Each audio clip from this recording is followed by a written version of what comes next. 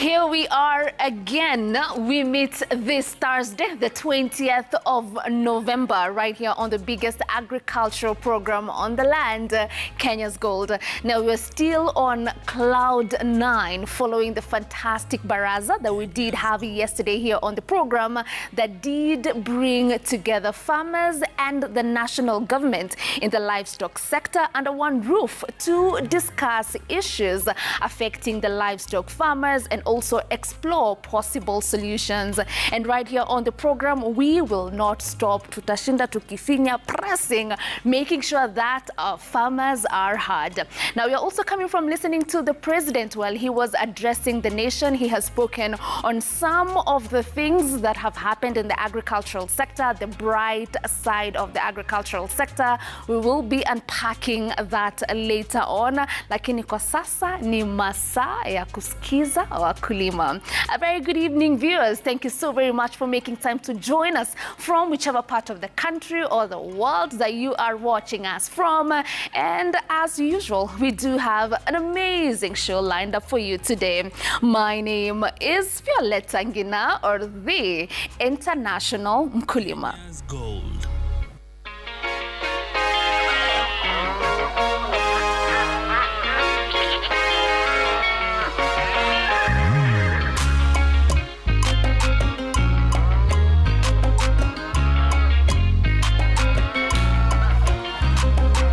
Voila, I was alone and now we are a group of 4. Now, moving on to the agenda of the day. Last week on Thursday, we did wrap up our journey series on coffee farming in Kenya. And as from today, we are introducing a new agri-sector, which is the onion farming sector here in Kenya. And as you can see from the display on our set today, we do have onions in different stages. Yani tuko na ile kutoka kwa seedling. As you can see here, we have the product itself, different types of onions. And also on my far left, tuko na zile tunaita reject. Zile ambazo ukipeleka pale kwa soko itakataliwa. So what should you not do to make sure that you're not getting reject at the end of the season? Now, as we kickstart this journey series, tunataka tuanze na shamra na vibes nini. So that's why we have some farmers with us here in studio that will be talking to us so much about the onion sector, the potential therein, and why we are still importing a lot of onions from Tanzania. Alafu kutoka next week, tutakuwa pale kwa shamba learning so much about onion farming in Kenya. So allow me to introduce our guest on the set today, and I'm very excited about Rod Parsley. Hi, Rod. How are you? Hello. So Rod is our Gen Z, 25 years old, and a farmer, a proud farmer. A very proud farmer. Oh, please say it loudly. What's your name? A very proud farmer. A very proud farmer. Yes. So far, you're getting the benefits of being a farmer. Yes, so far I'm getting the benefits of being a farmer. Right.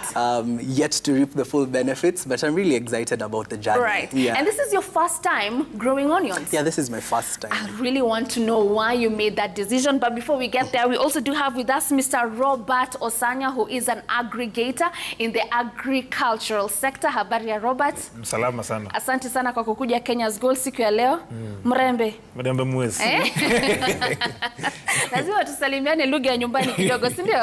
And then finally we do have Mr. James Githaiga, who is a propagator. Yeye ndo anahakikisha unapata seedling yako vizuri, unaenda unapanda pale kwa shamba. Thank you so much for making time, James, to be with us on the program today. And I just want us to start right into Rod akiniambia, you're a first-time farmer growing onions. Please give us that journey. What has made you decide at this point, nataka kwanza kukuza onions? Did you do some research? What gap did you see in there? And before you did onions, ni nini kingine umekuza as a young farmer? So as a young farmer, I think what really motivated me to get into onion farming is the fact that it's a very developed value chain. So you have people who are doing certified seedlings, which means you are able to avoid the losses that come, especially as a first-time farmer. You don't really know how to raise the seedlings. Your knowledge gap is really, really high. So because the value chain is developed, you can get certified seedlings. Perhaps there's programs you can be given from the certified seedling propagators. So it's a relatively safe option to take. Right. But prior to that, I was doing butternuts. I still am doing butternuts. And obviously vegetables, managu pale, terere, saga, mito, and all those vegetables. There's a really big market for that. Right. And other than that, mahindi, maragwe. Right. Yeah, yes. So all this you're doing under 25. Please tell me, is this your piece of land? Have you listed it? Is it family land? Help us understand how you got it. Because so many young people want to be where you are when it comes to agriculture. Lakini your mali ya kuanzia, kidogo ndio inawa hold back. So I think, okay, what really led me into agriculture, I'll say it's passion, but beyond that, we are in a very complicated job market. This is not exactly what I studied for. What did you study? Yes, I did a bachelor's in anthropology and another one in international relations. Anthropology is the one for... It's the study of man. Study of? Man and culture. Of man. Yes, okay. It's the study of man and the study of culture. So I had done a job for about a year, and then the contract ran out. I was doing some consultancies here and there, and then for a period of 5 months, nilikuwa hapo tu nikihustle kidogo, and so I started watching shows, looking at what I could do, and so I decided, wacha niingie ukulima kidogo. Right. You start kidogo kidogo, you look for land, and I stumbled upon land in Kitengela, right. which I moved out to Kitengela, and I was told, kama unataka kufanya ukulima, lazima ukue hapo kwa ground. Yes. Hakuna telephone farming. Hakuna telephone farming. How much are you leasing the land for? The land is 9,000 shillings per month, which is one of the highest in Kenya. Right. But the reason for that is because market in Kitengela is readily available. Right. So the ladies come to your farm, you say, this is my farm, perhaps you go out with your vegetables and say, I'm selling you run around with gari hapo, and the market is really good. So that's why they sell it at that price. And then you have a lot of commercial farming in Kajiado. Right. Yes, so that's really... That's why listing the land around there is becoming very expensive. Very expensive. It goes even higher as 15,000 or more per month. All right, great. Thank you so much, Mr. Rod. That is an inspiring way to start the show today. You're encouraging the young people. Hata kama kenye ulisomea ni tofauti, na ukose kazi huko, usikae tu hivyo, kuna ukulima that can accommodate you. All right, so moving to you, Mr. James. I just want for you to create for us a picture of how lucrative the onion sector is. Production ambayo tunafanya kwa sasa, how much is it? Are we close to satisfying the demand? Najua we are still importing a lot of onions, but are we seeing an increase in production? Are we getting there? Potentially, hiyo sector inakaje? Thank you very much once again for this opportunity. The onion industry is still in demand in Kenya. And the reason why we haven't satisfied the onion farming in Kenya, many farmers don't have the information about onion. Number one, I would like to point out that every household in Kenya must have an onion. Right. Hata ukue mtu wa mwisho aje in the society, in terms of classes, you must have an onion kwa meza yako. So lack of information is what has been driving people not to do onions. All right. And another thing in Kenya, we do things out of impulse and the wave, what is there in the market. But if we knew the value of onion, we could have more farmers doing it. Right. We can say we are having a slight rise of onion farming, but it's not noticeable. Yeah, it is not noticeable. And the reason why we are having this slight change is because most farmers have been doing tomatoes, which again, the farmers have been getting low yields on that, depending on how they cultivate them. Right. So you find that most farmers are shifting to onions for money, but not for the produce itself. Right. So there's still a lot of more education that we need to educate people about onions. Right. Yeah, so that they get to understand onions better. Right. Mr. Roberts, wewe pale ni aggregator, unachukua produce kutoka kwa wakulima, then you make sure it is in the supermarkets, imepata soko. Please help us understand, soko yake inakaaje? Do we have a time ambapo kitunguu imepotea? And what are those seasons like? Asante sana. I have been in this industry for 2 years now. The market industry is so lucrative, and it goes, it also varies with the season. You know, in Kenya, the market, the productions cannot satisfy the Kenyan market on onion. So it reach a time where you normally import from Tanzania. So there's a month, there's some, in Kenyan farmers, normally, more farmers depend on rainfalls. If they go with the seasons. Few farmers doing irrigation, but in Tanzania they are doing irrigations. That's why the Tanzania is competing us more on red onion. So in Kenya there's a time, for example, from June to October, we normally struggle for red onion until we get satisfied from Tanzania. So between June and to October, we normally struggle. The price normally goes up in Kenya. So we get satisfied from Tanzania side of onion. So I urge Kenyan farmer to embrace irrigations, doing a staggering farming, so that staggering farming is whereby they partition the farm, then they give them the season. So that we satisfy the demand of the red onion. As Mr. James said, more farmers don't have informations. Some farmers, wanafinywa na farm gate price. Brokers are there everywhere. So normally the farmers are kona kitunguu, but he don't know the market. Where is the market? But anakuja nafinywa pale na broker. So you know, as we sensitize the market of the onion, let us also sensitize on the price, so that the farmers down there should not be humiliated by the brokers. Right. We are speaking so much on Tanzania. Ni kama wao ndio wanatusaidia kufikia ile demand ambayo tunataka hapa Kenya when it comes to onion. From your opinion, James, you've been in this sector for quite some time now. Na pia nitataka kusikia kama Rhoda amefanya research yake ya hii Kenyan and Tanzanian onion. Why do you think Tanzania is really beating us when it comes to the supply of onions? Thank you for that question. Tanzania, they don't beat us in onions. Number one, there's cheap labor in Tanzania. So you find the same Kenyans go to Tanzania to lease land and do their farming there. Then they import back the same onion to us. Number two, we have a variety called Mangola in Tanzania, which is very cheap. In fact, it's one onion that inatoa mbegu zake. So kuinunua pia ni cheap. Right. So there's cheap labor in Tanzania. There's also affordability of the indigenous onion variety Mangola. So when you plant it there, it's cheaper. Is that an OPV? Yes.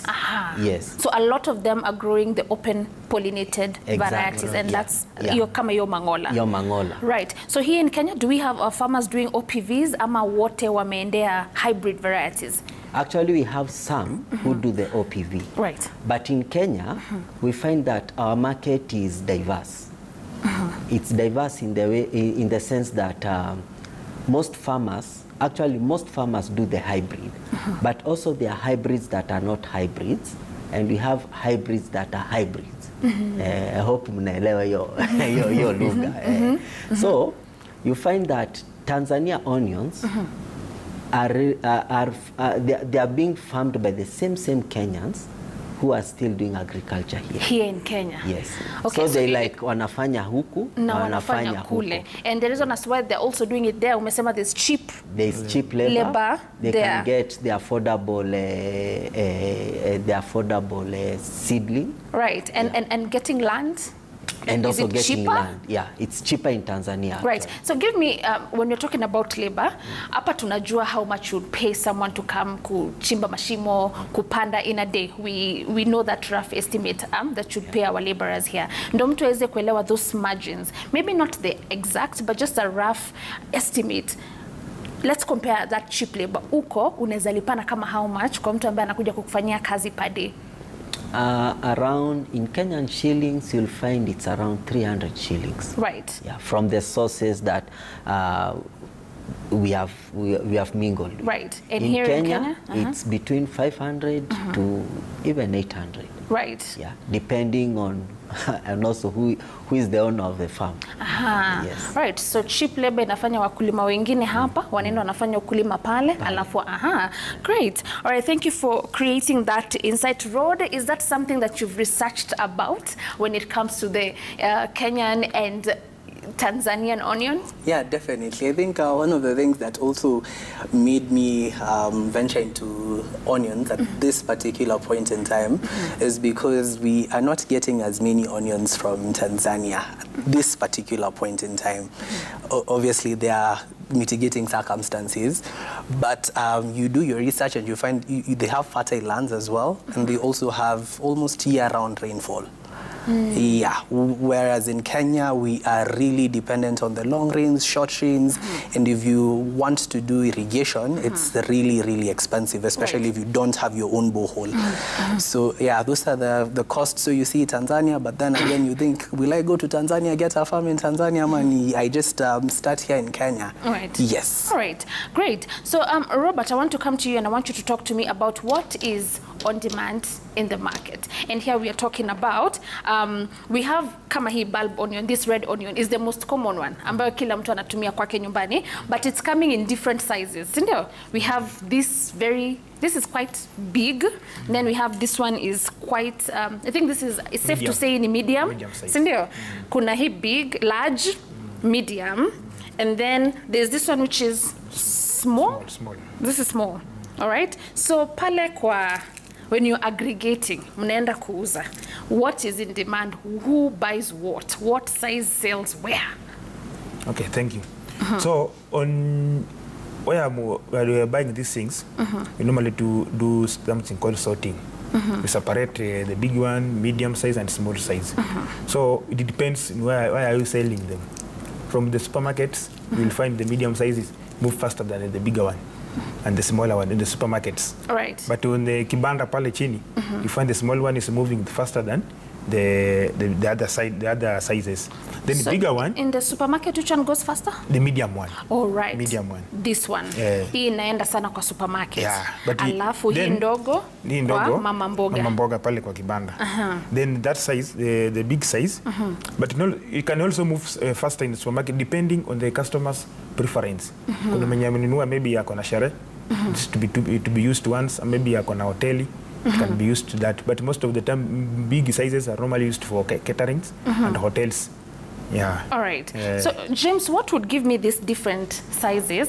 Na mtu anaona hii tu ni the red onion. How come we are having these different sizes for the red onion? What factors contribute to this? The factors that contribute to the different sizes of the onion is the spacing on the ground. The logical spacing to achieve the medium size, we normally space it at 7.5 centimeters.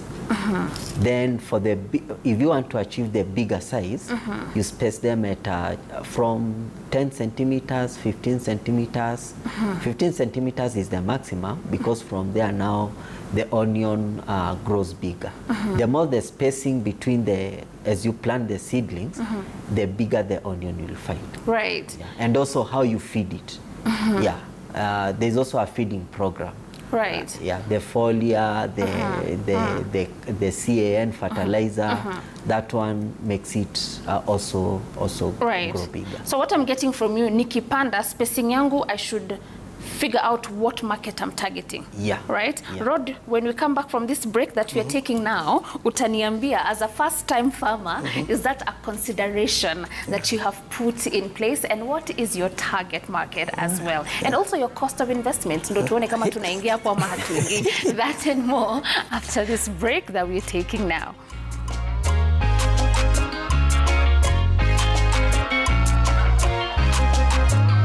Kenya's gold.